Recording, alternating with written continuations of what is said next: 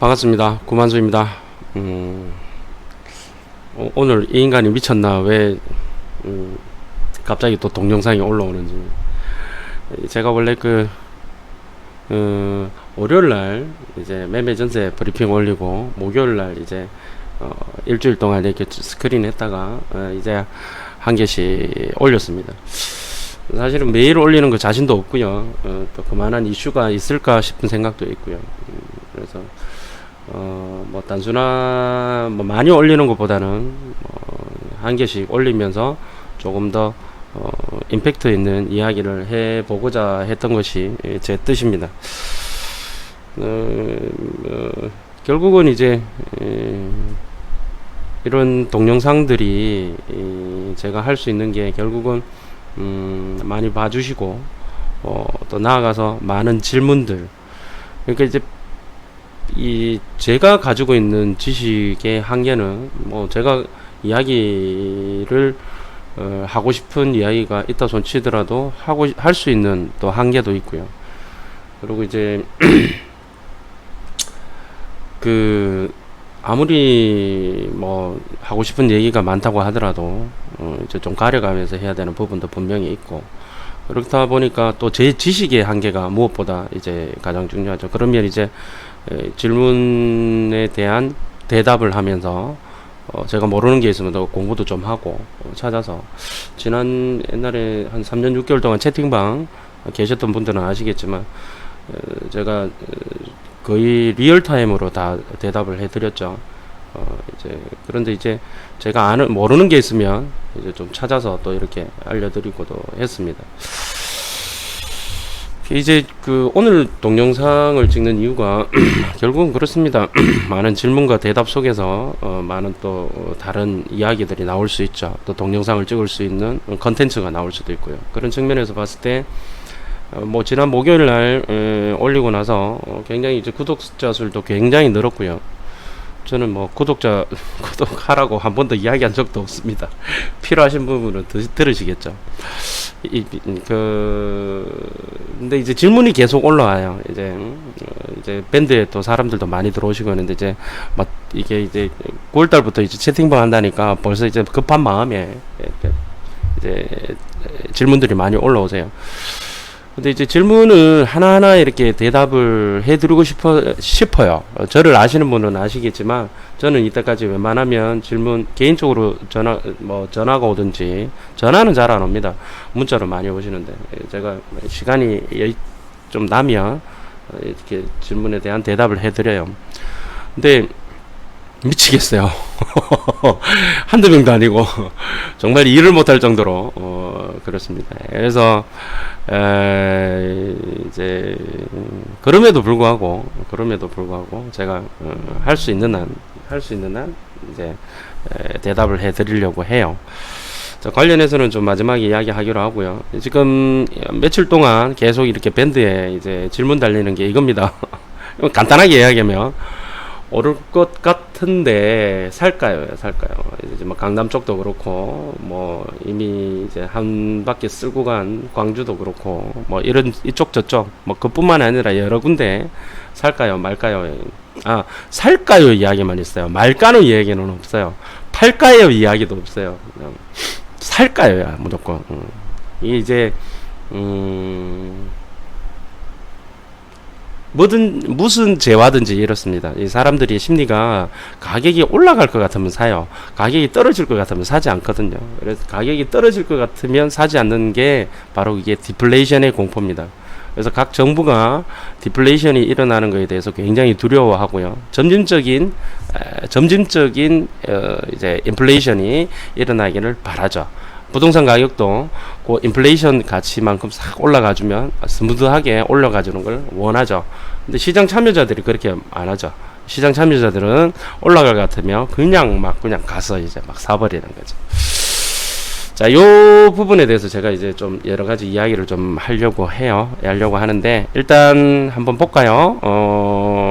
강남도 그렇고, 서울도 그렇고, 어디도, 지방도 그렇고, 오르는 곳은 오르죠. 오를 때, 이거 내 지금 들어가야 되냐, 한 발 늦은 것 같은데도 불구하고 내 들어가야 되느냐, 이거 굉장히 초미의 관심사입니다. 거기 관련해서 몇 가지 제가 두 가지 기사가 며칠 동안 보니까 눈에 띄는 기사들이 있어요. 이게 서울경제신문 정두환의 집가 사람이라는 이제 칼럼인데요. 기자분이세요. 부동산 지표가 정부에 주는 메시지라고 해서 이게 이제 소제목을 보면요. 규제로 지방 부동산은 지금 타격을 받았다. 시장의 불균형만 키운 꼴이다. 시장의 불균형이 뭘까요?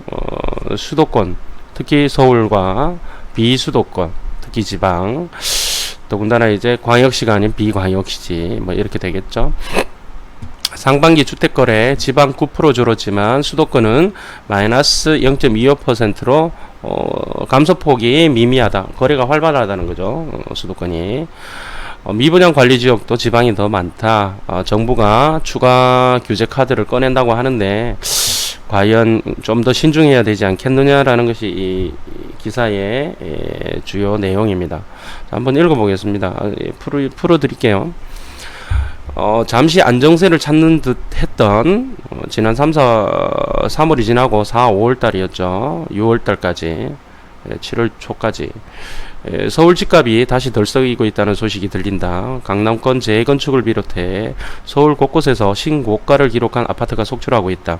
여기에 박원순 서울시장의 여의도 용산 개발계획 공개는 기름을 부은 격이 됐다. 계속 회자되고 있는데요. 박원순 시장께서 뭐 어떤 의도로 뭐 대선 때문에 그렇다 뭐 이런저런 이야기들이 계시는데 어찌됐든 어떤 이때까지 이야기해온 것과는 전혀 다른 그런 개발 계획을 내놓으셨죠.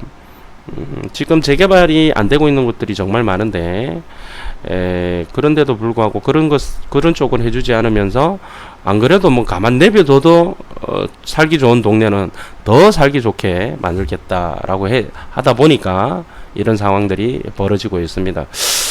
이 부분에 대해서 같은 성향의 레프트 왼쪽의 성향의 분들도 굉장히 이 부분에 대해서 비판을 많이 하고 있죠. 자, 갑작스러운 집값 상승을 놓고 전문가들 사이에서는 대세 상승과 일시적 현상이라는 의견이 맞선다. 일부 전문가들은 최근의 집값 상승이 이해하기 어려운 현상이라며 고개를 갸우뚱한다. 가장 곤혹스러운 것은 정부다. 주무부처 수장인 김현미 국토교통부 장관이 지난 6월 취임 1년 기자간담회에서 지난 1년 매매 및 전월세 가격 등 주택시장이 안정세로 접어들고 있다는 평가를 내놓은 지 불과 2달 만에 다시 집값이 뛰니 그럴만도 하다. 당황스럽겠죠, 김현미 장관. 이렇다 보니 1년 만에 추가 대책이 거론되고 있다. 정부 안팎에서는 투기과열지구 확대 지정, 주택투기지역 지정 등 다양한 카드를 만지작거리고 있는 것으로 전해지고 있다. 제가 볼 때는 별 다양한 카드 아닙니다. 그런데 잠깐 부동산 관련 주요 경기 지표를 좀 들여다봐야 할 것 같다. 최근 발표된 부동산 경기 지표들은 과연 정부가 추가 대책을 내놓는 것이 적절한지에 대한 의구심이 들게 하기 때문이다. 자, 과연 뭘까요? 저도 이 부분이 재밌어서 기사를 이제 뽑아봤습니다. 부동산 경기의 대표적인 선행지표인 건축 인허가부터 살펴보자. 국토부에 따르면 올 상반기 주거용 건축물의 인허가 면적은 2,840만 제곱미터로 지난해 같은 기간보다 17.2% 줄었다. 전체 건축 인허가가 2% 줄어든 것과 비교하면 주거용 건축 인허가의 감소폭이 두드러진다. 그러니까 이제 건축물이라는 것은 뭐 상가도 있을 것이고 오피스텔도 있을 것이고 뭐 여러 가지가 있지 않겠습니까? 창고도 있을 것이고 그런데 이게 전체적으로는 2%가 줄어들었는데 이제 주거용은 17.2%나 줄어들었다. 주택 거래량 지표 역시 경기 침체를 가리키고 있다. 상반기 전체 주택 매매 거래량은 43만 7천 건, 전년 동기 대비 4.4% 줄어든 것이다. 더 주목해야 할 것은 최근 4년간의 거래량 추이다. 상반기 주택 거래량은 2015년 61만 1천 건을 정점으로 2016년 46만 8천 건, 2017년 45만 8천 건 등 하향 곡선을 그리고 있다. 더 주목해야 할 것은 부동산 지표의 지역별 편차다. 상반기 수도권 주거용 건축 인허가는 1% 줄어든 반면 지방은 3.2%나 줄었다. 상반기 주택 거래량 역시 수도권은 0.25 줄어 감소폭이 미미한 반면 지방은 9%나 급감했다. 최근 주택도시보증공사가 선정한 미분양 관리지역 22곳을 보면 수도권은 4곳뿐인데 반해서 지방은 16곳에 달한다. 수도권과 지방의 부동산 경기 온도차가 지표에서도 극명하게 드러나고 있는 셈이다. 이 때문에 정부의 추가 대책도 신중해야 할 필요가 있다. 지난해 파리 대책 이후 지난 1년간 정작 충격을 받은 시장은 정부가 투기의 진원지로 지목한 서울 강남권이 아니라 엉뚱하게도 지방이었기 때문이다. 강남 수요를 투기로만 규정했을 뿐 탄탄한 실수요를 간과했고 강남을 잡으려고 했는데 결과적으로 지금 현재 상황으로는 잡지 못하고 있는 상황이다. 그죠? 양도소득세 중과세가 매물 확대로 이어질 것으로 판단했는데 양도세 중과세 때리면 매물이 많이 나올 거로 생각했었는데 아니죠. 지방 던져버리고 이제 똘똘한 한 채로 가는 것으로 나타났고 또한 안 팔겠다 못 판다 세금 비싸서 못 판다 이게 이제 동결 효과를 무시한 결과다. 동결 효과라고 합니다. 자, 오히려 정부 규제에 따른 심리 위축은 지방에서 더 심각하게 나타났고 시장 불균형만 키웠다. 정부의 개입이 시장이 어떻게 반응할지는 예측하기 어렵다. 최근의 집값 상승세가 일시적 과열인지 아니면 본격적인 재상승 장세의 진입인지 여부도 명확하지 않다. 특히 집값이 오른다고 하지만 거래가 뒷받침되지 않는 단순 호가 상승인 곳이 대부분이다. 이렇게 보고 계시네요. 어떤 분들은 이제 거래가 상관없이 올라간다. 이제 주식에서도 보면 이제 갭 상승하는 게 있죠. 이제 점프해서 그냥 바로 올라가는 거.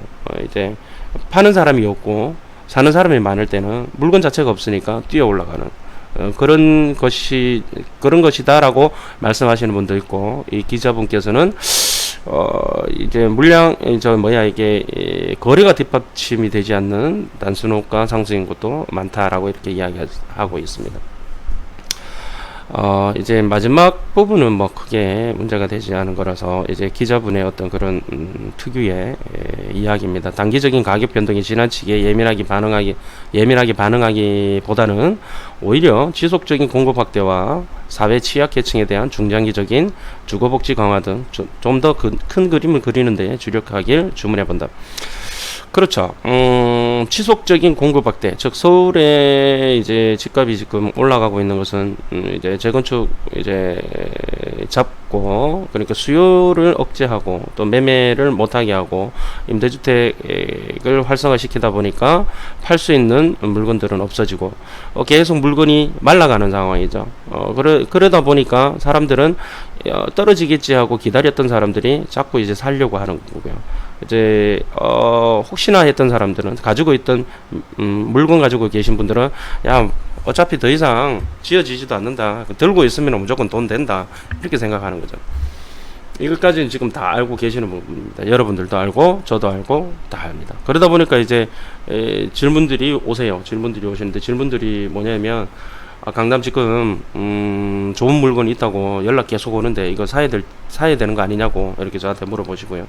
또 한 분은 지방에 또 지금 요즘 뜨고 있는 지역, 그 지역 조금 늦긴 했지만 들어가야 되는 거 아니냐라고 이렇게 질문을 하세요.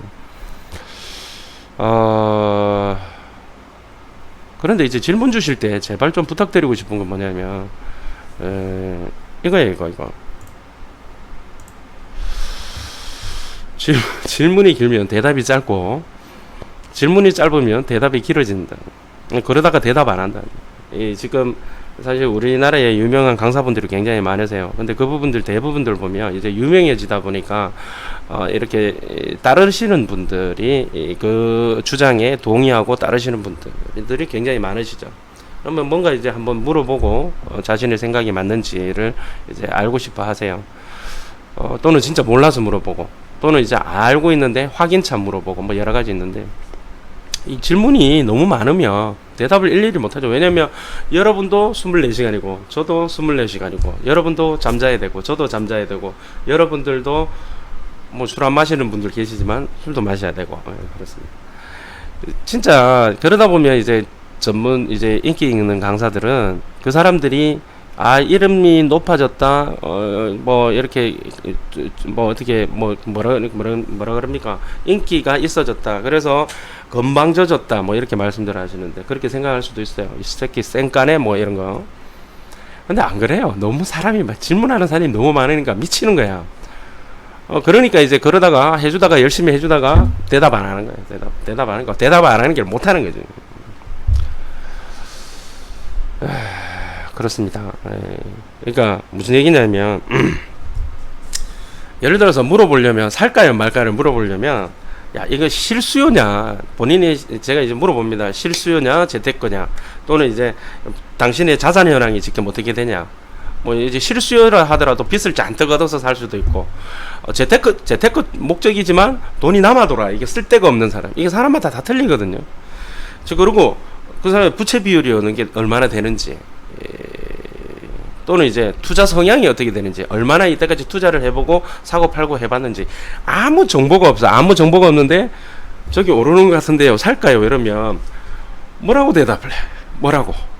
물어봐야 돼. 내가 이제 지금 말씀드린 것처럼 이렇게 저렇게.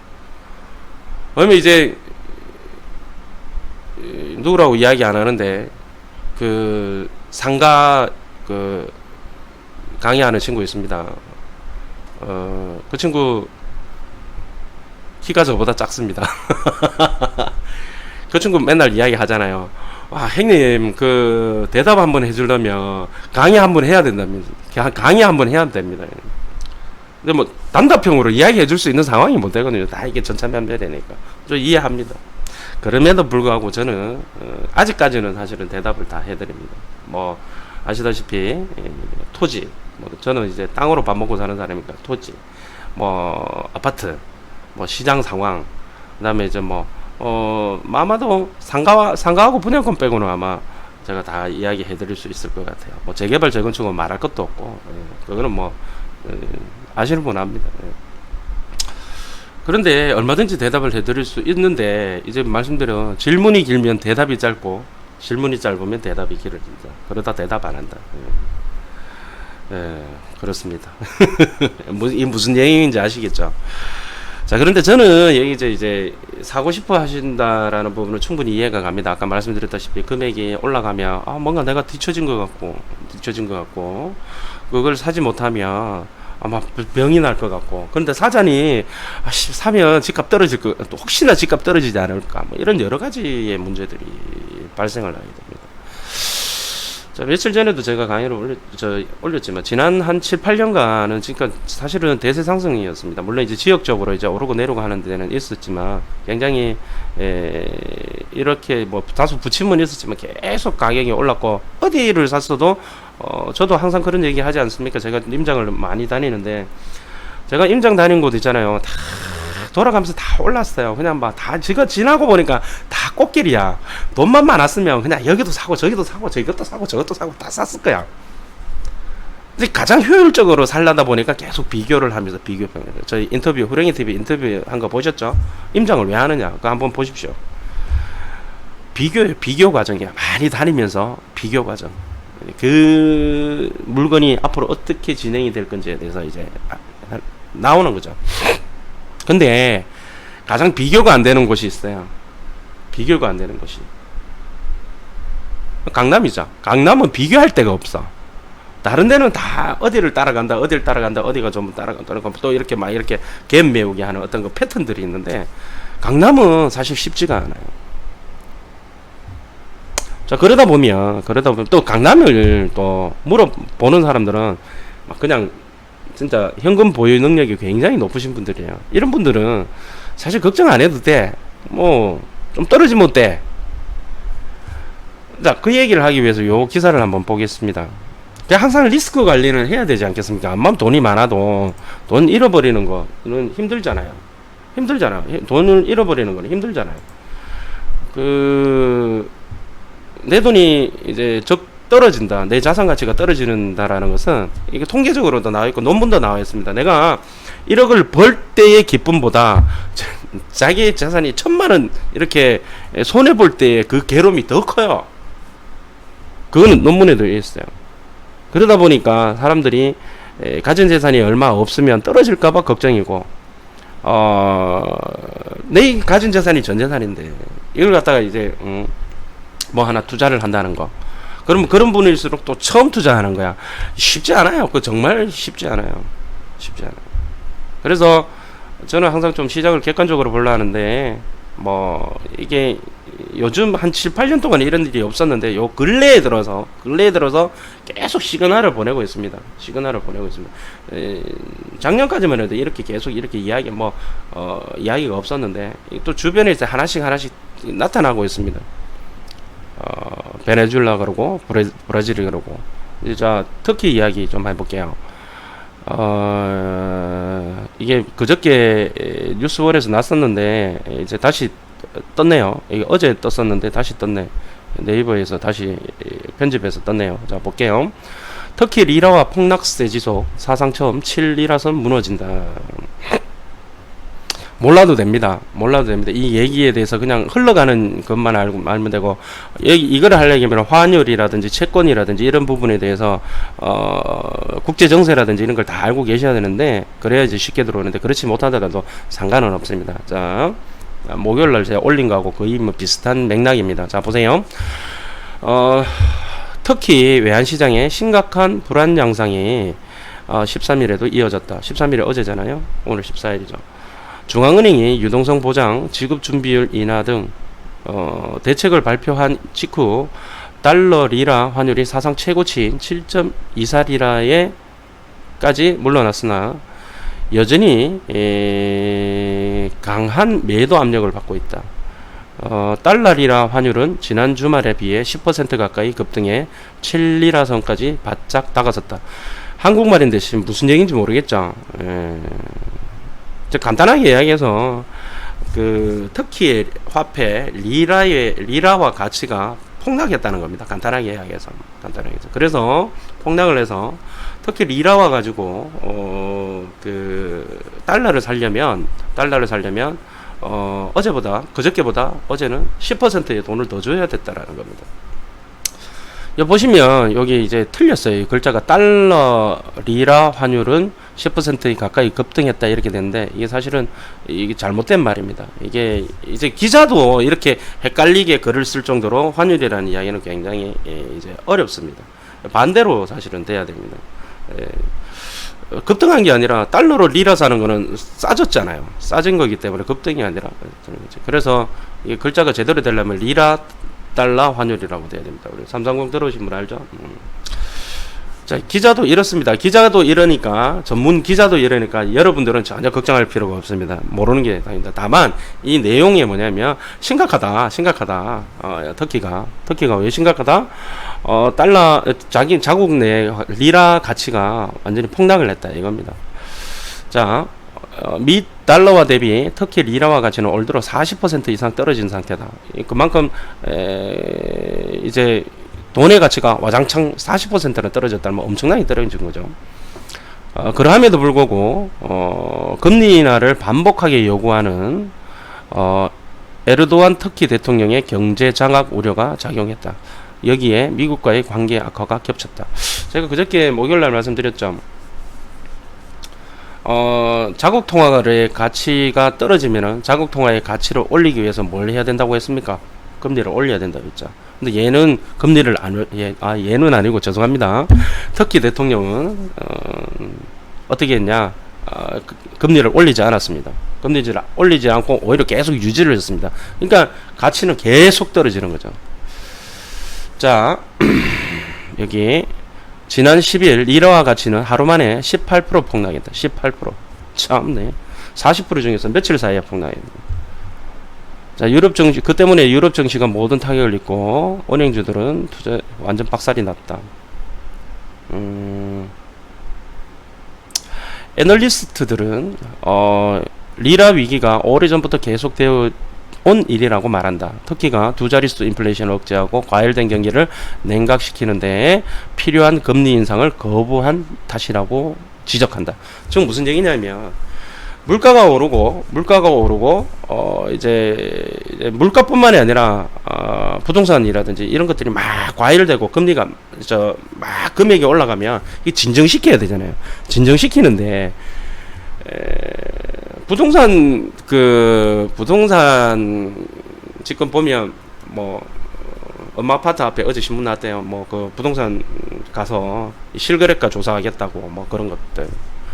그다음에 이제 투기 과열지구를 갖다가 투기지역으로 주택 투기지역으로 만들겠다고 규제를 더 하겠다고 뭐 이딴 거 가지고 해결이 안 됩니다.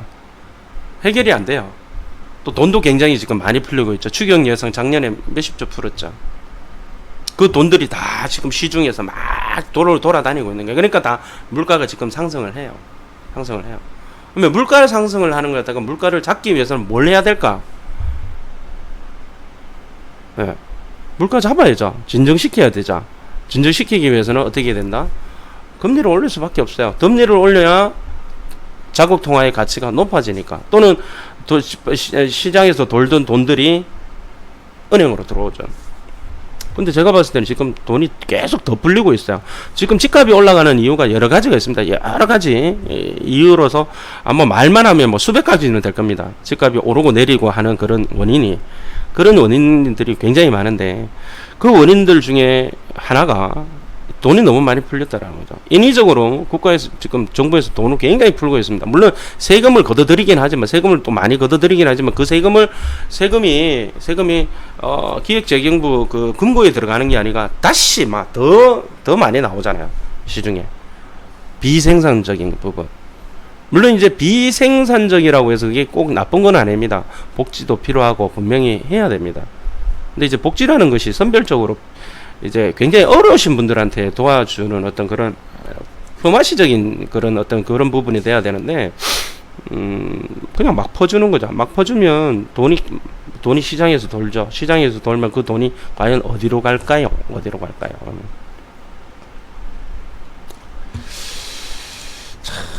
보겠습니다. 뭐 긴 이야기인데요. 한번 중요한 것만 해보겠습니다. 여기 보면 터키 중앙은행은 지난달 리라 가치 급락에도 불구하고 금리를 동결해서 시장에 놀라움을 안긴 바 있다. 모르겠습니다. 각자의 사정은 분명히 있습니다. 그 사정이 있기 때문에 그 터키가 금리를 올려야 되는 것을 뭐 터키 재무장관이나 터키 중앙은행장이나 이 사람들은 전부 다 뭐 다들 뭐 공부를 굉장히 많이 한 사람들일 건데 모르겠냐고. 알죠? 알아요. 아는데 왜 못했을까? 왜 못했을까? 금리를 왜 못 올릴까? 그게 중요하죠. 자, 보겠습니다. 찾기가 없어. 제가 표시를 해놨는데 이제 찾기가 힘드네. 보세요.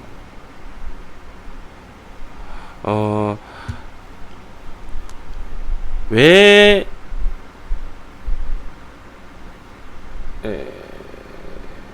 여기입니다. 터키 우량주들은 달러 기준 2003년 11월 이후 최저치로 하락했다. 폭락했다라는 거죠. 달러화 표시 채권과 달러화 표시 국채도 급락했다. 터키에서 달러로 표시한 국가 채권도 50% 하락했다. 그건 무슨 얘기입니까? 달러로 주겠다고 하는데도 나중에 어려울 때 니들한테 달러를 줄 거야 하는데도 이 시장 참여자들은 그 달러화 표시 국채를 마구마구 팔아버리는 거예요. 팔아버리니까 계속 가격은 떨어지는 거죠. 왜 그럴까? 전날 알바이크 장관은 인터뷰에서 새로운 경제 계획이 투자자들의 우려를 덜어줄 것이라고 밝혔다. 그는 재정 기회를 강조하고 달러화 표시 예금을 리라로 강제로 전환하는 일은 없을 것이라고 밝혔다. 우리 옛날에 IMF 오기 전날까지 있잖아요. 우리나라의 경제는 튼튼하다 했습니다. 여기 키가 있어요. 이제 재무장관이 터키 재무장관이 달러화 표시 국채든 예금이든 얘네들은 그대로 보존해주겠다. 그것을 강제로 리라화로 바꾸지는 않겠다라고 이야기를 한다는 이 자체가 시장 참여자들은, 사람들은 굉장히 불안해하고 있거든요. 터키를 못 믿는다는 거지. 국민들도 그렇고. 그러니까 팔아버리는 거예요. 그게 달러 표시인데도, 달러 표시로 달러로 주겠다고 하는데도 다 팔아버려요. 조금 전에 말씀드렸죠. 이번 연도에 40% 폭락을 했는데 며칠 전에 18%, 어제 10%, 뭐 이딴 식으로 와장창 박살이 났다. 정확하게 모릅니다만 이 기사 내용대로라면 며칠 사이에 28% 폭락한 거예요. 그러니까 그걸 보는 순간 사람들은 벌벌벌 뜨니까 국채, 달러, 저거 나라 리라 국채는 말할 것도 없고, 뭐 그거는 뭐 이제 달러 국채도 이렇게 박살이 나버려요. 자, 보세요. 그러함에도 불구하고 재밌습니다. 토레스카 전략가에 따르면, 하지만 급격한 금리 인상은 가능성이 거의 없다. 이 경우 터키의 기업들이 피해를 입기 때문이다. 이거예요. 터키 대통령이나 터키 재무장관이나 터키 중앙은행에서 금리를 올리지 못하는 이유가 뭘까요? 개박살 나는 거죠. 기업들이 개박살이 나는 거죠. 자, 자본 통제 역시 달러가 부족한, 그러니까 이제 달러가 모자라서 지금 이런 벌어진 일이잖아요. 달러가 자국에 흔하면은 그 리라화, 터키 화폐가 그렇게 폭락할 일이 없죠. 수요와 공급이니까. 근데 자본 통제라는 말은 그 말이거든요. 달러를 못 쓰게끔 잡아버리는 거죠. 자, 그렇게 하게 되면 어떻게 됩니까? 달러가 부족한 회사들은 외환 접근을 차단하는 부작용이 있을 거다. 안 그래도 힘든데 지금 아무것도 못하는 상황이 벌어지죠. 기업들한테 박살나죠. 또 여기 보면 마지막입니다.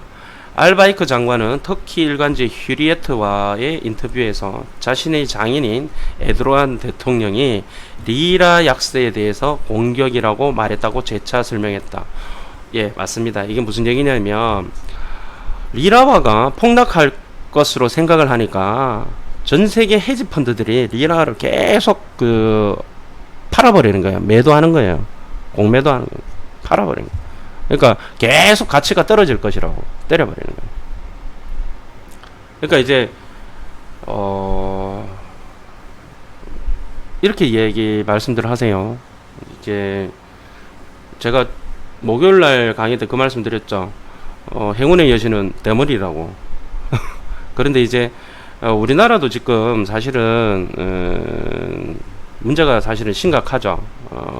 가계부채 문제가 심각한데, 가계부채 문제를 이렇게 심각하지 생각하지 않으신 분들은 이런 반론을 펴세요. 첫 번째는 뭐냐면, 부채가 많지만 예금도 굉장히 많다라는 어떤 그런 말씀하시는 분이 한 분 계시고, 그렇기 때문에 단순하게 부채 많은 것 갖고만 이야기하면 안 된다라는 이야기. 그래서 이제 또 한 부류는 어떻게 이야기를 하냐면, 부채 비율이 굉장히 높지만, 야, 지금 연체율이 굉장히 낮지 않냐. 그래서 까딱없다. 만약에 힘들면은 연체율이 그렇게 일어나겠냐. 연체율이 그렇게 낮을 수가 있겠냐. 다들 건전하고 돈을 잘 갖고 하니까 연체율이 낮다. 두 부류의 이야기들이 맞다 틀리다를 떠나서 제가 볼 때는 이런 거예요. 아무런 문제가 없을 때는 아무런 문제가 없어요. 근데 어떠한 변동성이 나타나면 그때에 어떤 일이 벌어질까? 급격한 변동이 생긴다. 급격한 변동. 순식간에. 지금 굉장히 우리 더워서 힘들잖아요. 날씨가 더워서 힘든데, 어느 날 갑자기 이상기온이 팍 몰아쳐가지고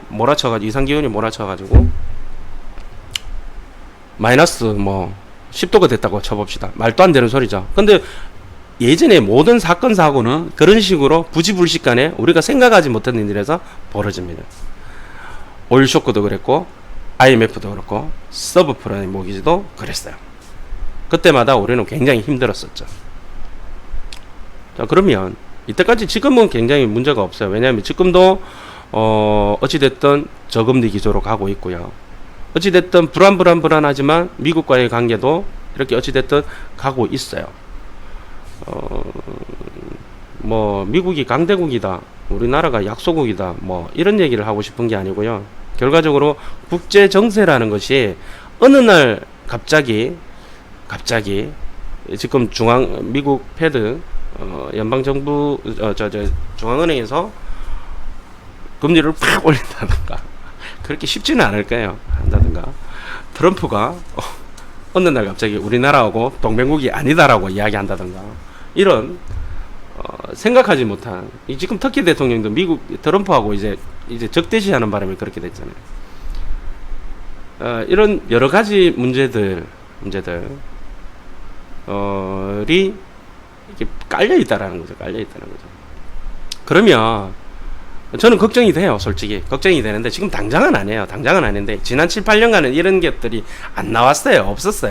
없었고 그냥 좋았어요. 그냥 달러가 계속 약세로 가고 상대적으로 다른 신흥국, 에머징 국가들의 어떤 그런 한국이 대표적이죠. 어떤 그 가치가 계속 보전이 되는 상황이기 때문에 금리가 또 낮고 금리가 낮으니까 결과적으로 이제 실물 자산인 부동산 가격은 올라갈 수밖에 없었죠. 근데 이게 앞으로는 반대의 현상이 될 수도 있다라는 거죠. 다만 제가 아까 말씀드렸다시피 어느 한 가지만 가지고 부동산 가격은 움직이는 게 아닙니다.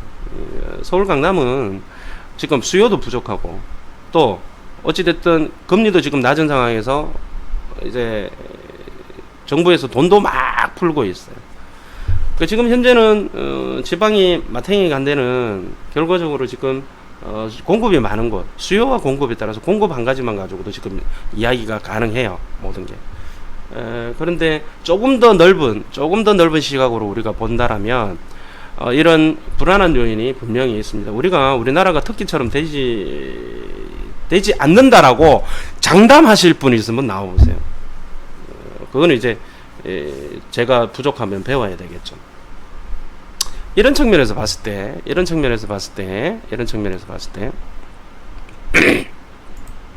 오를 것 같아요? 살까요? 라고 질문을 하게 되면 이런 거죠. 여러 가지 아까 전에 제가 말씀드리겠죠. 이런 거지. 견딜 수 있으면 사세요. 견딜 수 있으면. 그리고 또 실수요자라면 좀 떨어지면 어때? 나중에 좀 떨어졌다가 또 언젠가는 또 올라갑니다. 저희 330 강의 들어보면 그 패턴이 다 있습니다. 그래서 제가 강의를 할 때 그러지 않습니까? 여기잖아. 제가 330 강의가 고수에게는 확신을 준 거 안단 말이죠. 아는데 이제 확인차 온 거죠. 네 말이 맞는 것 같아. 내 역사가 그랬어. 초보자한테는 투자 개념, 그러니까 어떻게 되는지. 강의 광고하려는 거 아닙니다. 이때까지 제가 이야기해왔던 얘기를 말씀을 드리는 거예요. 전들 알겠습니까? 전들 오를 것 같은데 살까요? 하면은 전들 사세요라고 하는 데에서도 굉장히 부담을 느껴요. 또 왜? 사세 했는데 뭐가 무슨 문제가 생겼어. 그래갖고 본의 아니게 떨어졌어. 대외적인 경제 여건만 괜찮다라면 이 조시로 간다라면 부동산 가격이 지금 계속 오를 수밖에 없는, 특히나 서울 강남은 계속 부동산 가격이 오를 수밖에 없는 주변 환경이 만들어져 있어요. 지금 이분이 말씀하신 것도 그렇고 다른 분들이 말씀하시는 것도 그렇고 다 그래요. 그런데 이게 다가 아니라는 거죠. 이런 것도 있다라는 거죠.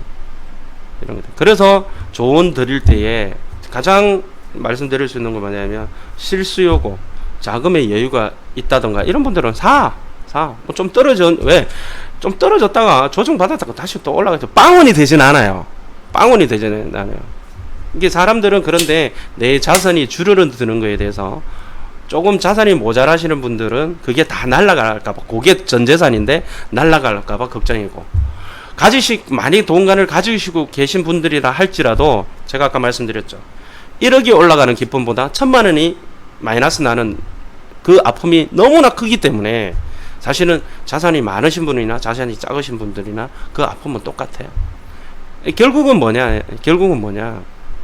제가 말씀드리고 싶은 거는 조금 설령 어떤 대외적인 변수가 생겨서 조정을 받더라도 다시 치고 올라갈 수 있는, 즉 잘 견딜 수 있는 부동산이 뭘까 생각을 한번 해봐야 되고요. 근데 이제 좋을 때만 좋다가 시장 상황이 안 좋아졌을 때 박살나는 것들. 또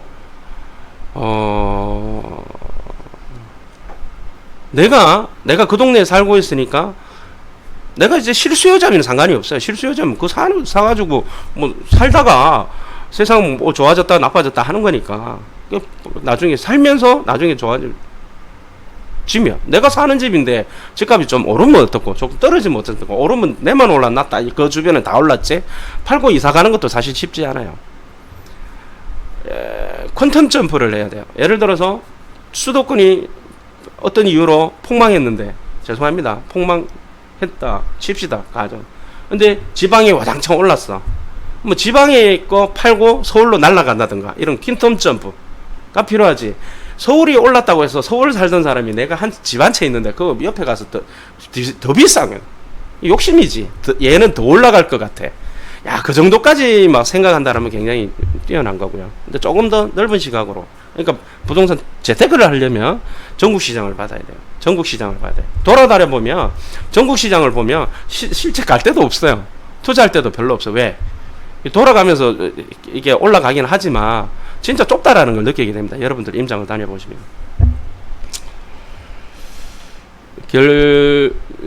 장황하게 설명을 드렸는데요. 정리를 좀 할게요. 이제 그렇습니다. 저도 몰라요. 제가 어떻게 알아요? 집값이 올라갈지 떨어질지. 근데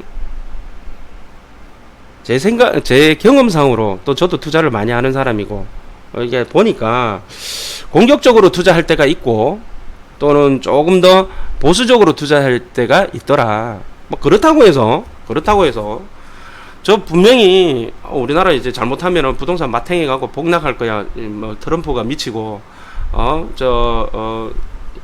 파월 의장이 금리 와장창 올리고 하면 우리나라 어쩔 수 없이 금리 올릴 수밖에 없고 가계부채 박살날 거다. 물론 그럴 수 있습니다. 그럴 수 있는데 그렇다고 해서 그걸 기다려서 완벽하게 전부 다 현금화를 시켜가지고 기다리고 있다. 그것도 사실은 좀 안 맞는 것 같고요. 이제 적당하게 사람은 살아야 돼. 그럼 이제 그거죠. 제가 밴드에서도 이제 댓글 달아놨지만 똘똘한 거 갖고 가고 똘똘한 거라는 뭡니까? 어려움이 닥쳐도 그렇게 많이 빠지지 않을 거다. 그죠? 그러면 이제 어차피 많이 올랐으니까 조금 빠지면 어때? 5억 올랐는데 2억 빠진들 뭐 그거 즐겁게 기다릴 수 있지 않습니까? 그죠? 물론 이제 5억까지 와장창 빠질 수도 있는데 그래야 본전이잖아요. 근데 그렇다고 해서 현금화 시켜버리고 확 현금화를 시켜버리고 기다려야지 폭락할 수도 있어. 그건 또 아닌 것 같고 그렇습니다.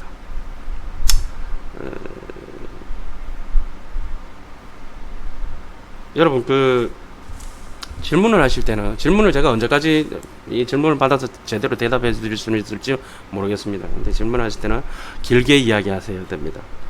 실수요자인지 재테크인지 내가 얼마만큼 자산 현황을 갖고 있는지 그 다음에 투자 경험을 얼마나 있는지 지금 현재 어떻게 어디서 몇 평짜리 어떻게 살고 있는지 사실 그렇게 질문하기 쉽지 않죠. 자신의 그걸 다 까야 되니까. 그죠? 이해합니다. 또 토지 어디 집원 몇 번인데 어떻습니까? 제가 기획부동산 강의하고 나니까 엄청나게 많이 오세요. 근데 거의 질문하시는 분은 대부분이 10명 중에 9명은 기획부동산 맞습니다. 살 때 아무 생각 없이 사요. 보면 앞으로 뭐 그런 것들 다 올릴 건데요. 그런 어떤 사례들 그리고 그렇습니다. 질문하실 때 질문하고 만족한 어떤 대답을 들으셨으면 그 스타벅스 커피 쿠폰 하나 보내세요. 그 4,100원짜리 여러 개 보내지 마세요. 막 20개 보내신 분도 있는데, 아니요. 그냥 한 개만 보내면 돼요. 쌩 까시는 분들은 기억해 둡니다. 예. 왜 제가 시간을 들여서 이야기를 해주잖아요. 사람들이 이제, 제가 뭐 그렇다고 해서 뭐 비싼 돈 받는 것도 아니고, 그렇습니다. 그거는 좀 필요한 것 같아요. 죄송합니다. 이런 얘기 해서. 근데 뭐 저는 그 부분에 대해서 충분히 그럴 만한 가치가 있다고 생각합니다. 대충 제 이야기 말씀, 좀, 이게 뭐 주소가 없었지만 이야기는 그렇습니다. 자신의 자산 상황이 어느 정도 튼튼하고, 그 다음에 이제 실수요고, 그 다음에 이제 재테크라 할지라도 여유자금이 풍부하고, 그러니까 무리한 차입을 해서 하지 않는다라면 지금 현 상황도 계속 유효한데요. 다만 이 시장 상황대로 계속 보라. 주식은 막 오늘 당장 팔 수도 있지만, 이게 이제 부동산은 이제 세금이라는 문제 때문에 잘 팔기가 사실 힘들죠. 적어도 1년 있다가 일반 과세가 돼야 파는 어떤 그런 부분들은 있지만, 뭐 그게 또 걱정이 되면 여유 계신 분들은 뭐 세금 걱정하지 말고 뭐 법인으로 돌려서 하신다던가, 뭐 어차피 세금 낼 만큼 낸다 생각하시고, 법인이 꼭 좋은 건 아닙니다. 여러 가지 문제점이 있지만, 그래도 법인의 최대 장점은 집이 아니라, 주택이 아니라 물건이라고 취급을 하기 때문에 오늘 사서 내일 팔 수도, 주식처럼 팔 수도 있다라는 부분들, 쉽지는 않지만 그런 메커니즘은 있습니다. 자, 오늘은 그러니까 너무 걱정하는 것도 문제지만, 너무 걱정을 안 하고 올라가니까 따라서 사야지 하는 것도 문제입니다. 적정선에서 적정한 자신의 어떤 지금 현 상황을 정확하게 파악하고, 내가 이걸 투자를 해서 조금 흔들려도 견딜 수 있을까 라는 것을 생각하면서, 이거 투자인데 꼭 내가 이거 돈 벌어야 돼 라고 하신다면 하지 마세요. 절대 하지 마세요. 그거는 정말 위험한 짓입니다. 기다릴 수 있는 여유도 없어질 뿐더러 시장 상황에 일희일비하는 그런 상황들이 됩니다. 여기까지 하고요. 광고 좀 할게요. 16일부터 카톡방 다음 달 9월 카톡방 여는 거 밴드에 정식 공지할 겁니다. 블로그하고 이제 뭐 참여하실 분 참여하시고, 뭐 질문하고 대답하고 시장 상황하고 그런 이야기 할 겁니다. 제가 이제 임장 돌아다니면 그런 이야기 좀 할 거고요. 임장 얘기는 아무래도 뭐 많이는 못 하겠지만 그래도 분위기 정도는 전할 수 있을 것 같습니다. 임장 얘기는 강의 때 해야지. 그리고 이제 강의 언제 하냐고 물어보신 분들 많던데요. 9월 12일 날 삼성건 강의 서울 랜드프로 고상철 박사 거기서 합니다. 그리고 토지 특강 3시간짜리는 11일 날 발품 카페에서 하고요. 그다음에 이제 삼성공 정규 9시간이 있습니다. 그 특강에서는 그냥 시장 상황만 이야기하고 간단하게 이야기하는데 좀 짧게 막 날라가요. 3시간 동안 하려니까 그 많은 분량이 막 날라가요. 근데 이제 9시간짜리가 있습니다. 특히나 9시간짜리는 이제 지역 찾는 법이라든지 이런 부분들, 소액 투자 부분까지도 조금 더 자세히, 그리고 이제 그 뭡니까? 그 제가 일주일마다 올리는 자료 있죠. 자료 있는데 매매 전세 그 시장 자료, 엑셀 자료 있죠. 그 이제 직접 만드는 것도 합니다. 노트북 가져오셔가지고 직접 만드는 법을 제가 알려드릴 겁니다. 뭐 세상에 지가 좀 알고 있다고 해서 안 가르쳐 준다고 해서 남들이 모르는 것도 아니고, 어차피 뭐 썩어 문드러질 지식 뭐 하죠. 돈도 벌고 좋지 않습니까? 자, 오늘은 두서없이 이야기가 길었지만 이런 또 여러분들이 질문을 많이 주셨기 때문에 한 번쯤 이렇게 또 이야기하고 넘어가야 될 것 같아서, 날짜가 화요일인데, 오늘 화요일 맞죠? 화요일인데도 불구하고 이렇게 제가 동영상 찍었습니다. 날씨가 어제부터 다시 더워지긴 하지만 그래도 바람이 많이 불어요. 그래서 훨씬 저번에 더운 것보다도 훨씬 나은 것 같아요. 자, 여러분들 잘 계시고요. 또 다른 동영상으로 뵙도록 하겠습니다. 고맙습니다. 들어주셔서 감사합니다.